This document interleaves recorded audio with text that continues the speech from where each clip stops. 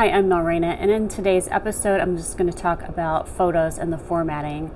So there's 3 requirements. This is again for color photos, right? Black and white's different. Color photos is it has to be CMYK, 300 DPI, and then JPEG or TIFF. It doesn't matter on those two. Now, you can do it 2 ways. Obviously, you can hand that off to the person if you're hiring someone to do your file formatting for you, or you can do the photos yourself before you hand it off, to save time and make sure that they're just ready and that's not something they have to do. Or if you're doing it yourself, all tasks, then have at it. I did mine in Photoshop because I had it at the time. You can also do Adobe InDesign.